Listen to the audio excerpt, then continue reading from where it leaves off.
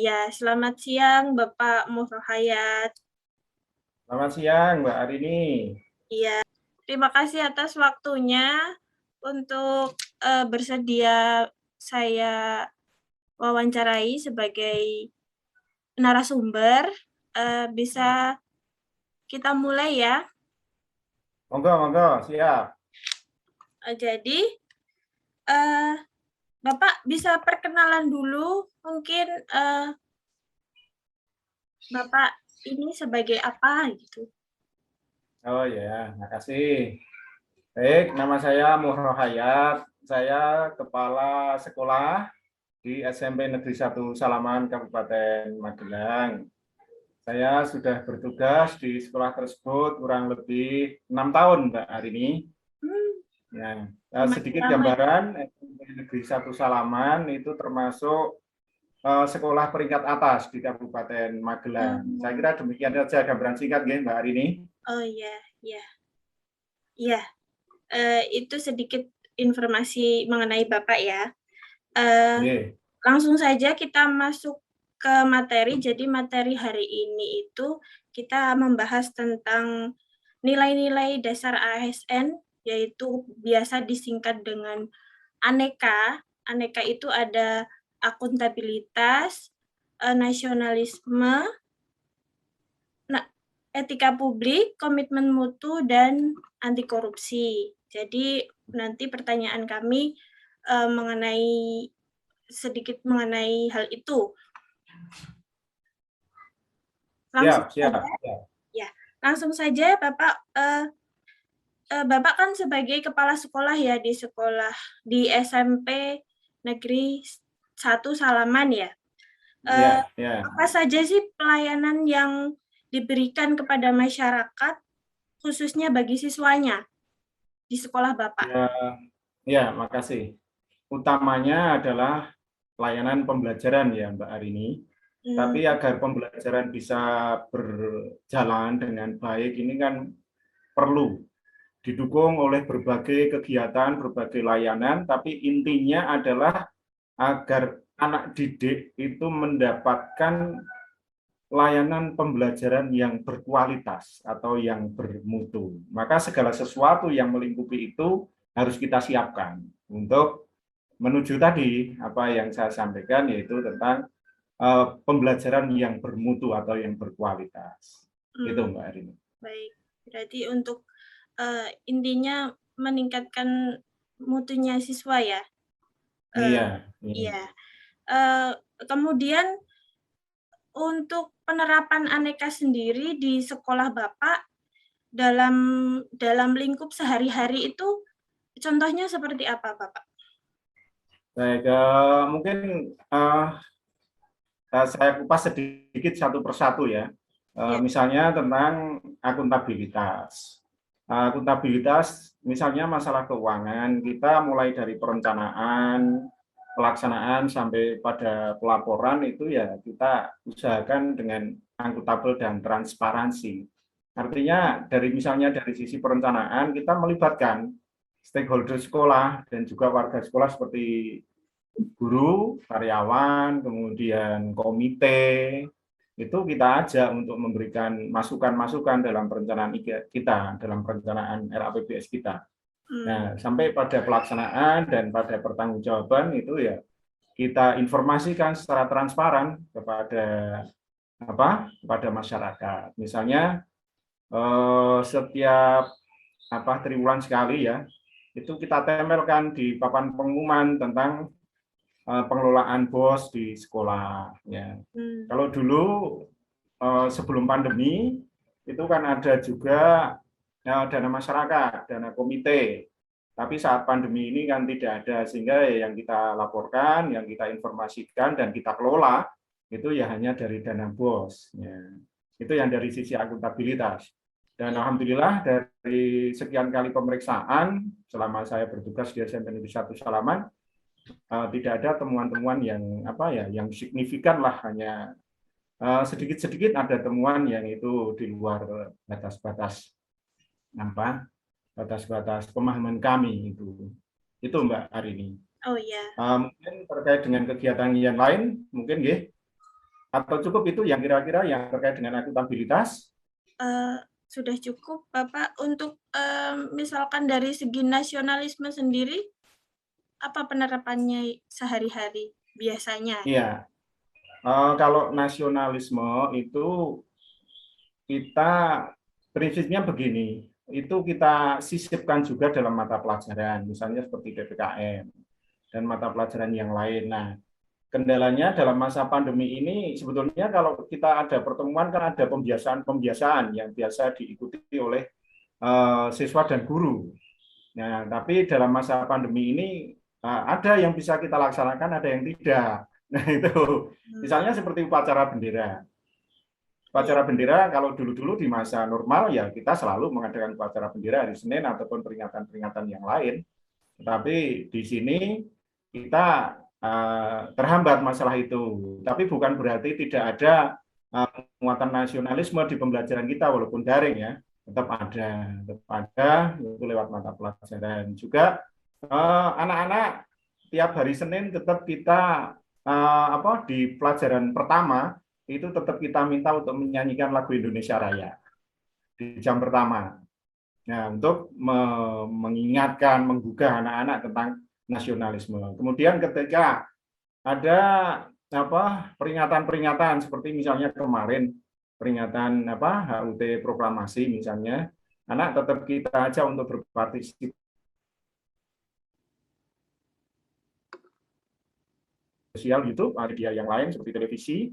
Lalu anak-anak kita suruh untuk mengirim foto dan mengirim laporan singkat tentang pelaksanaan upacara itu. Contohnya seperti itu. Lalu untuk Bapak Ibu guru karyawan, ya setiap ada upacara seperti ini mesti mengikuti secara virtual di sekolah secara kolektif. Gitu. Kemudian misalnya untuk Bapak Ibu guru karyawan, setiap apel pagi kan tetap dilaksanakan di sekolah kami. Walaupun jumlahnya tidak seperti masa-masa normal, tapi dalam setiap apel ini Bapak Ibu guru juga diawali dengan menyanyikan lagu Indonesia Raya.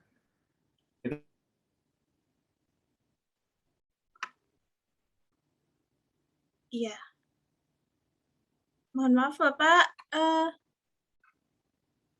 sepertinya terputus ya ini koneksinya.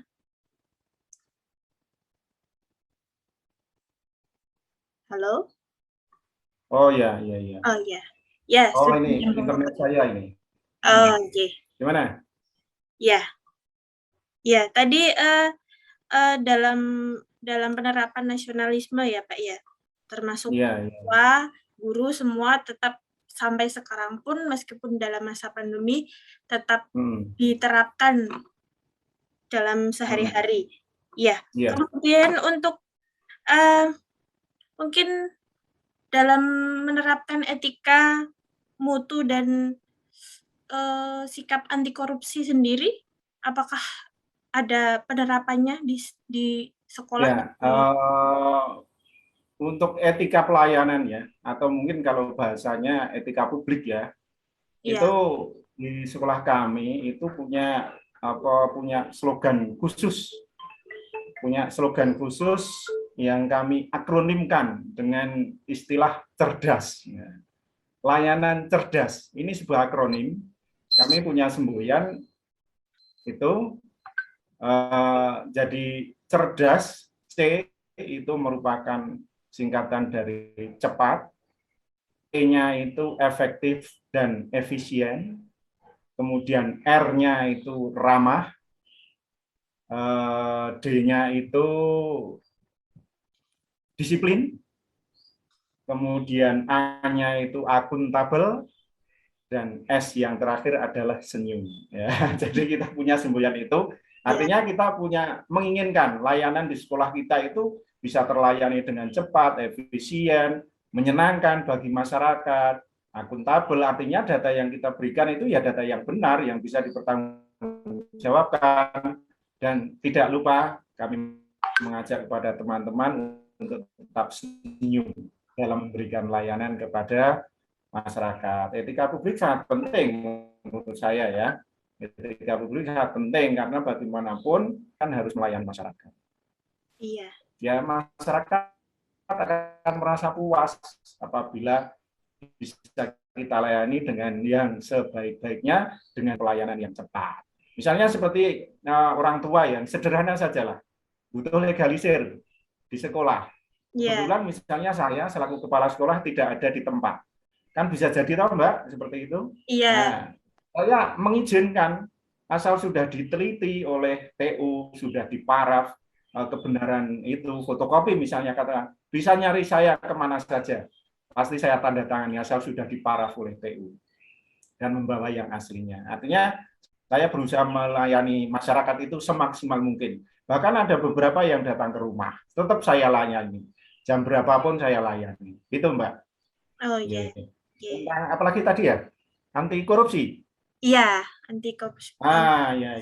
Anti korupsi. Ya, kami beberapa kali menjalin kerjasama untuk pembinaan anti korupsi kepada siswa. Misalnya dengan Polres, dengan tim Saber Pungli, Kabupaten Magelang, itu kita pernah menjalin kerjasama itu. Nah, tapi ini kan sifatnya hanya insidental Mbak Arini. Iya. Yang paling penting itu adalah keteladanan dan sikap yang baik dari kita selaku warga sekolah yang memberikan pendidikan anti korupsi kepada anak-anak. Contoh yang sederhana misalnya, kalau kepala sekolah atau guru terlambat masuk ke kelas, nah ini nilai ini pasti akan dicontoh oleh anak-anak kita. Anak-anak menjadi tidak disiplin. Bagaimana mau disiplin kalau gurunya, kepala sekolahnya, warga sekolah yang lain tidak disiplin memberikan teladan yang baik kepada anak-anak.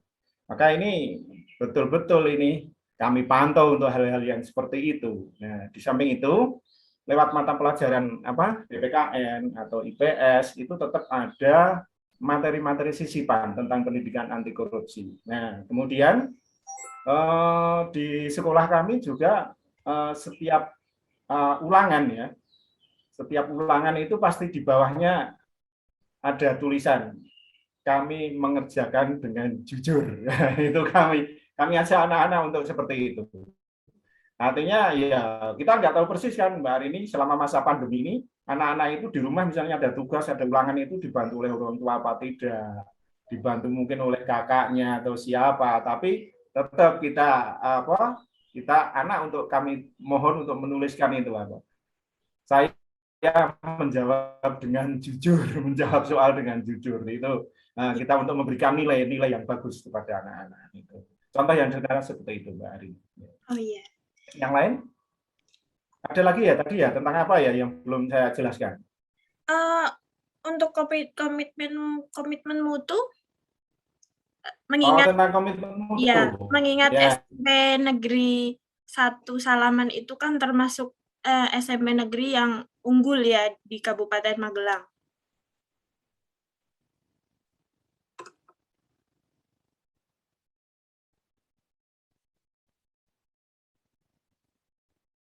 Halo, Bapak, sepertinya terputus lagi. Iya. Terputus ya, oke. Bisa mendengar? Baik. Saya jelaskan ya Mbak Arini ya.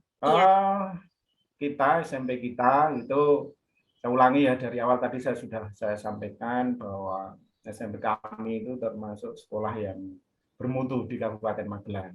Nah, kami melakukan namanya sistem penjaminan mutu internal. Sistem penjaminan mutu internal atau SPMI. Ini kami mendapatkan ilmu ini dari LPMP ya, dari LPMP Jawa Tengah. Ini kebetulan kami dulu menjalin kerja di piloting pelaksanaan SPMI. Sistem penjaminan mutu internal. Jadi kami punya tim yang setiap tahun minimal atau mungkin setiap semester itu melakukan penjaminan mutu.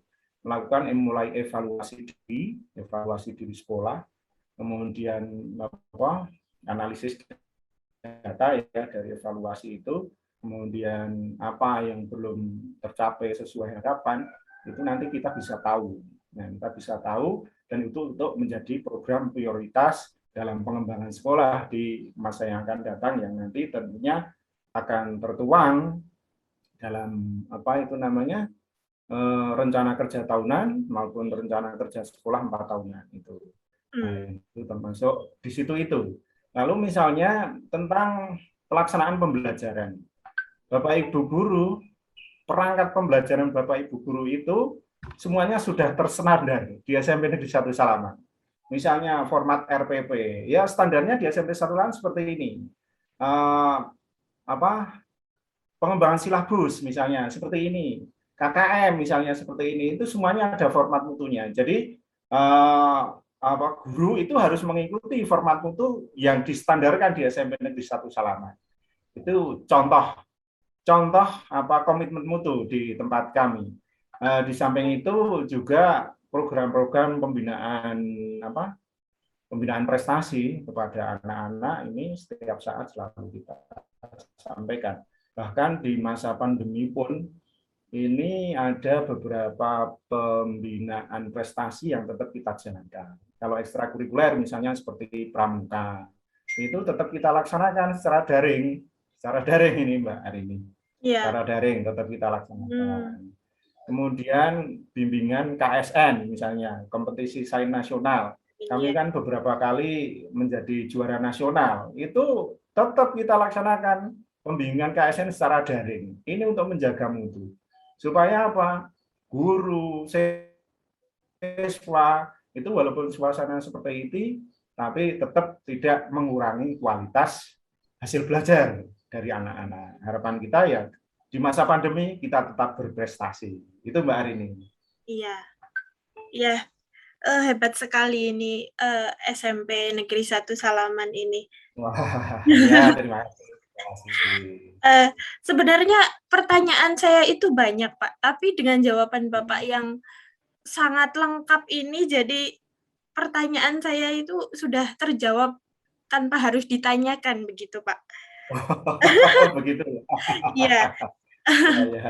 Terus hubungannya dengan pandemi ini ya Pak ya, semua orang ikut merasakan gitu.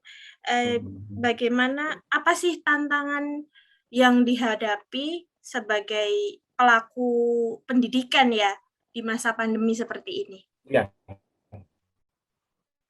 Iya. Ini jujur saja ya Mbak Arini ya. Mbak Arini ini sebagai guru, kira-kira merasa jenuh nggak dengan keadaan ini? Kita balik pertanyaan saya. Kira-kira merasa jenuh nggak dengan keadaan ini? Jujur saja loh, jujur saja. Iya kan? Iya. Itu sebetulnya sama. Sebetulnya sama yang dirasakan oleh guru, oleh orang tua, bahkan kepala sekolah pun itu sebetulnya kadang-kadang yang merasa jenuh dengan kondisi seperti ini. Tapi kalau guru atau kepala sekolah kok sudah jenuh terlebih dahulu, bagaimana nasib anak-anak? Nah, semakin tidak tertolong, ya kan? Maka apapun kami tetap harus membangkitkan semangat anak-anak. Pada prinsipnya ada beberapa permasalahan.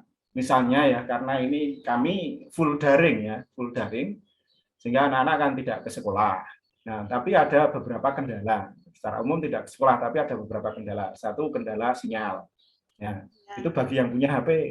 Nah, kalau kendala sinyal ini kami sarankan untuk bergabung dengan teman dekatnya yang tidak punya kendala sinyal. Terus ada yang kendala perangkat. Misalnya perangkat HP-nya itu barengan dengan orang tua atau barengan dengan kakaknya dan sebagainya. Nah, kebetulan sekolah kami di anggaran BOS kinerja itu kami menganggarkan sekian puluh tablet, pengadaan tablet untuk mendukung pembelajaran daring ini. Nah, sehingga anak-anak yang punya kendala dari sisi gadgetnya, perangkatnya, itu kami pinjami dari sekolah. Tablet milik sekolah itu kita pinjamkan kepada anak-anak. Ini untuk mengatasi itu. Yang paling berat Mbak Arini adalah kendala motivasi. Ini yang paling berat. Iya. Nah, anaknya sudah nggak mau diajak maju karena merasa jenuh, sudah seperti ini, seperti itu. Kemudian orang tuanya juga nggak terlalu peduli dengan anaknya belajar apa tidak, mengerjakan tugas apa tidak, merespon tugas-tugas guru apa tidak, ini yang sulit. Nah, ini seminggu sekali itu selalu kita evaluasi. Bagaimana perkembangan anak-anak di minggu ini misalnya, seperti ini. Nah, anak-anak yang punya gejala-gejala motivasi yang rendah atau yang punya permasalahan apa, itu kita tangani dengan beberapa layanan ya. Satu ada layanan guru BK Kunjung. Guru BK kunjungi ini, saya minta guru BK untuk home visit, Iya. untuk home visit ke rumah siswa. Yang kedua ada kelas konsultasi. Jadi kelas konsultasi itu anak-anak sebetulnya tidak punya perangkat atau tidak punya kendala dalam hal sinyal, dalam hal dan sebagainya. Tapi ketika ada pemahaman yang kurang baik di anak dengan pembelajaran daring, anak kami izinkan untuk datang ke sekolah, menemui guru mapelnya. Ya, pada waktu-waktu tertentu yang sudah ada janjian dengan gurunya, kita hadirkan ke sekolah. Nah, yang repot tadi, yang masalah motivasi. Ketika orang tua dan anak itu motivasinya sudah rendah, terpaksa kita panggil. Kita panggil ke sekolah, orang tua dan siswanya. Kita ajak ngobrol, ya, mencari solusi bersama. Intinya mencari solusi bersama. Ya, alhamdulillah, ya dari berbagai permasalahan itu, alhamdulillah bisa atasi. Walaupun tetap tidak semaksimal sebagaimana keadaan sebelum pandemi. Itu Mbak Arini. Ya, ya, sama ya. Sepertinya permasalahan seperti itu tuh memang umumnya dirasakan oleh semua kalangan dan semua pelaku pendidikan ya, Pak. Iya. Termasuk saya juga. Tapi yang repot itu apabila ada permasalahan tapi dibiarkan saja. Iya. Ini nanti yang kasih anak-anak. Karena apa ya, motivasi mungkin untuk awal masa pandemi, anak masih yang ada greget, oh aku sekolah, aku belajar lewatnya HP gitu ya.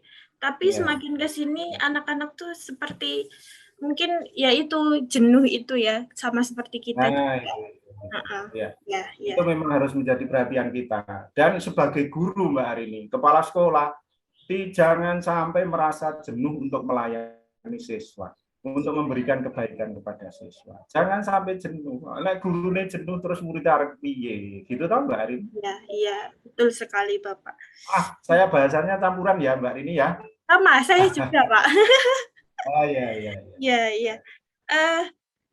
Untuk tadi seperti yang Bapak katakan ya, tadi kan ada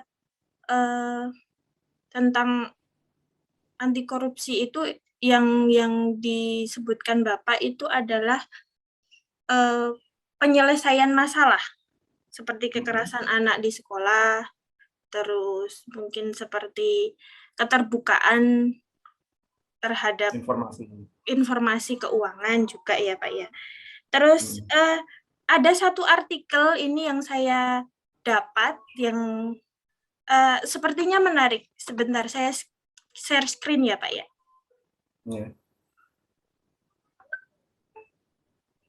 Nah, terlihat Bapak di situ? Ya. Ini saya baru sekali dapat tadi siang, itu ada satu artikel yang sangat menarik. Ini gimana bisa ada ide seperti itu? Mungkin Bapak bisa jelaskan.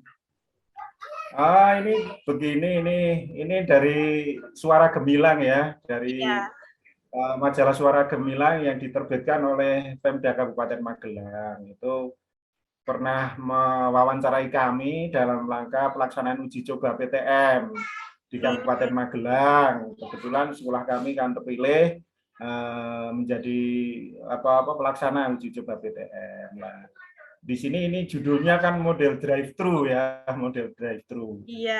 Ini maksudnya dalam pengantaran dan penjemputan anak-anak itu untuk menghindari kerumunan itu anak itu ya kebetulan kami kan sekolah kami ada 2 pintu gerbang. Sehingga ketika masuk menggunakan gerbang A langsung drop di depan gerbang, kemudian nanti dilanjutkan dengan ada cek suhu, ada cuci tangan, ada tes bau ini ya. Ini yang sekolah lain tidak melaksanakan, tapi di sekolah kami melaksanakan ini tes kemampuan membau ini.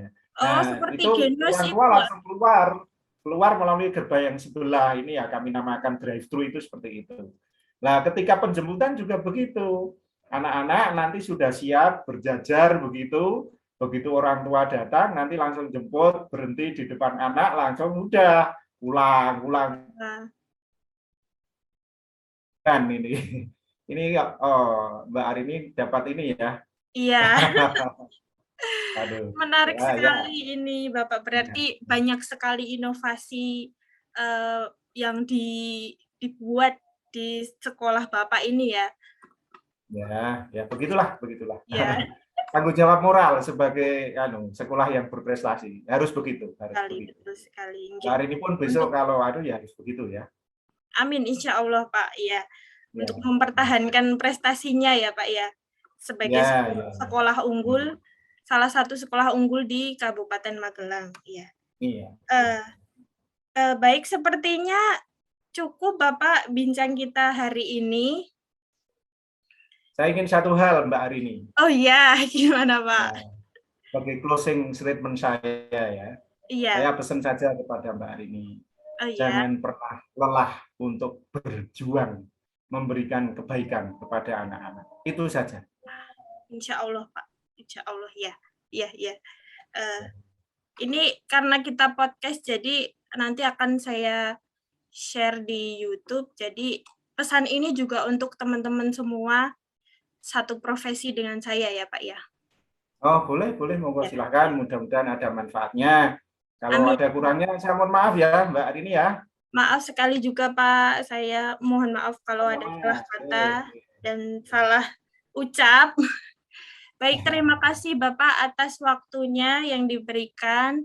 Semoga bermanfaat untuk saya, untuk panjenengan, untuk kita semua dan semua yang mendengarkan atau menonton Amin. podcast ini. Amin, amin.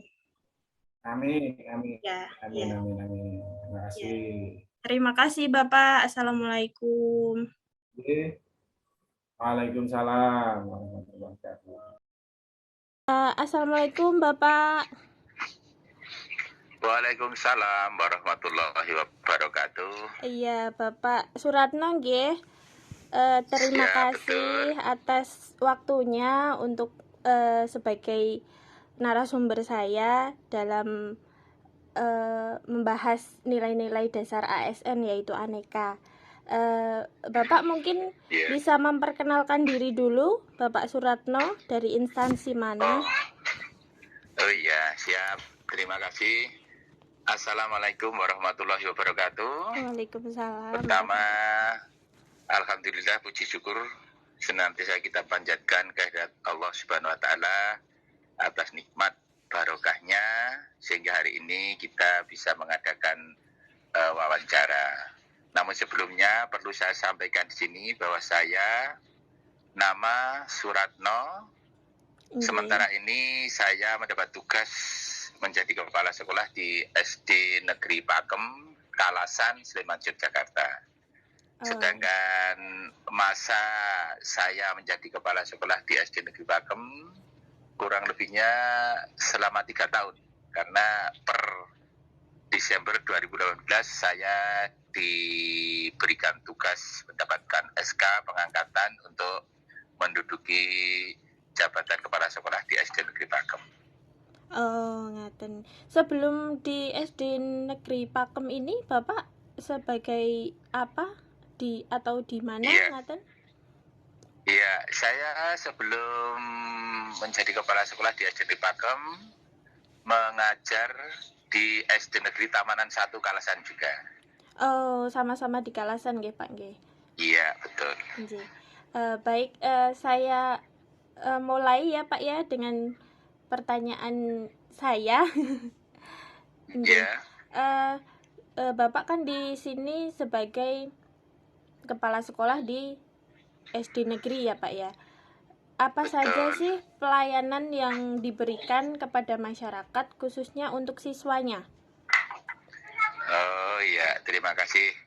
Ya, sebagai lembaga pendidikan khususnya sekolah, untuk SD Negeri Pakem itu memberikan pelayanan kepada masyarakat, baik wali, terutama juga bagi siswa. Di antaranya adalah memberikan pembelajaran yang proporsional, baik kualitas maupun kuantitasnya. Yang lain juga memberikan ruang dan media berkreativitas kepada siswa. Kemudian juga SD Negeri Pakem menyediakan sarana dan fasilitas pembelajaran yang memadai. Kemudian menyediakan ruang dan waktu untuk pengembangan diri siswa. Sebagai contoh kegiatan ekstrakurikuler, baik itu kepramukaan, hadroh, ada juga kerawitan, dan juga ada tari daerah. Oh, ada tari Itu, nih, Pak nggih. ya. Nggih. Oh, berarti itu ya kenapa? Banyak sarana untuk mengembangkan siswa ya, Pak ya. Iya, Kemudian betul. untuk penerapan aneka sendiri yang seperti Bapak ketahui, aneka itu kan ada akuntabilitas, nasionalisme, etika publik, komitmen mutu, dan anti korupsi. Nah, penerapannya di sekolah itu dalam lingkup sehari-hari itu contohnya seperti apa ya, Pak? Oh ya, terima kasih. Untuk penerapan yang berkaitan dengan nilai-nilai nasionalisme itu diantaranya untuk siswa setiap pagi menjelang masuk kelas itu diadakan apel pagi. Kemudian juga setiap hari Senin diadakan upacara bendera ataupun hari-hari besar secara nasional. Itu kaitannya dengan nasionalisme, gitu. Untuk yang berkaitan dengan akuntabilitas itu SD Negeri Pakem memberikan pembelajaran yang konsisten dan inovatif. Dan berkaitan dengan etika publik itu SD Negeri Pakem membudayakan perilaku 5S, di antaranya adalah senyum, salam, sapa, sopan, dan santun. Itu kaitan dengan etika publik ya. Untuk pengembangan komitmen mutu, SD Negeri Pakem menumbuh kembangkan potensi anak menjadi siswa yang unggul dalam berprestasi. Kemudian juga untuk kaitannya dengan sikap anti korupsi itu mengadakan kantin sekolah yang kaitannya dengan kejujuran, yaitu bertujuan untuk menanamkan sikap anti korupsi. Kemudian juga memberikan pemahaman dampak dan dari korupsi kepada siswa. Itu kaitannya dengan apa yang tadi disampaikan penerapan aneka di SD Negeri Pakem. Oh iya, itu penerapan untuk siswanya nggih, Pak nggih. Iya, kemudian ini kan kita dihadapi dengan masalah pandemi ya, Pak ya, yang tidak berkesudahan. Nah, tantangan apa yang dihadapi Bapak dan SD Pakem sendiri dalam kondisi saat ini ketika memberikan pelayanan? Oh iya, memang betul ya. Pandemi COVID-19 ini ternyata sudah berlangsung hampir 1,5 tahun. Dalam hal ini SD Negeri Pakem tetap menyelenggarakan pembelajaran baik itu secara daring, walaupun ternyata juga banyak kendala, yang mana kendala itu diantaranya adalah ada sebagian siswa yang tidak memiliki smartphone. Kemudian ada juga keterampilan informasi teknologi yang masih rendah. Kemudian juga ada kesibukan orang tua yang harus bekerja untuk memenuhi kebutuhan sehari-hari. Itu, Mbak. Oh iya, termasuk semakin kesini sepertinya yang saya hadapi juga itu motivasi siswa yang mulai menurun nggih Pak nggih. Motivasi untuk betul, diantaranya belajar, itu karena di samping mungkin dari segi psikologis anak mengalami kejenuhan ya di rumah, sehingga ya otomatis pembelajaran itu pun kurang bisa optimal dan maksimal. Iya, betul sekali Bapak. Kemudian seperti tadi yang Bapak sampaikan dalam menerapkan etika publik, menurut Bapak, apakah etika itu penting dalam pelayanan? Oh iya, betul. Ya, kalau ditanya seperti itu, ini kami sangat merasa penting. ke etika itu, karena etika itu adalah modal utama kita sebagai pelayanan publik. Ya, etika juga menentukan bagaimana kita melayani dan menentukan kedepannya bagaimana kita bertindak dalam proses untuk mencapai tujuan. Yang berikutnya, keberhasilan sebuah komunikasi itu kan ditentukan oleh ini, keterampilan berinteraksi dan berkomunikasi. Nah, ini sangat ditentukan juga nilai-nilai etika yang dimiliki kita. Nggih. Itu mengenai etika nggih Pak nggih. Kita sebagai pelayan publik pun etika itu adalah sesuatu yang utama nggih Pak. Kemudian di akhir-akhir ini dengan maraknya kasus korupsi yang terjadi, menurut Bapak tindakan pencegahan korupsi seperti apa yang bisa kita lakukan, Bapak? Ya, untuk SD Negeri Pakem yang pertama adalah memberikan pemahaman ya, bahwa korupsi itu adalah sesuatu perbuatan yang tidak baik, bahkan merugikan baik dirinya sendiri, masyarakat, bangsa dan negara. Itu secara arti luas. Sekarang cara dipersempit lagi kaitannya dengan anak siswa SD Negeri Pakem itu dengan memberikan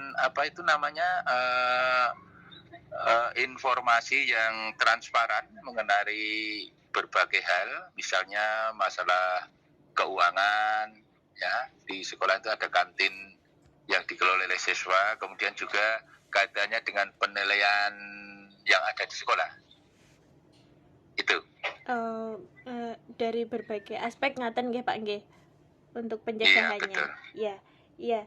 Sepertinya sudah cukup nggih Bapak wawancara saya hari ini. Semoga bermanfaat untuk saya, untuk Bapak dan untuk semua teman-teman peserta juga. Terima kasih Bapak atas waktunya. Mohon maaf kalau ada salah kata, salah ucap yang saya katakan. Ngaten mawon. Iya, terima kasih. Begitu pula saya barangkali jawaban-jawaban juga kurang bisa kurang tepat, ada salahnya, kurang bisa lengkap. Oleh karena itu sekali lagi saya juga mohon maaf ya. Terima kasih. Sudah sangat lengkap Bapak ya. Terima kasih Bapak. Assalamualaikum. Waalaikumsalam warahmatullahi wabarakatuh.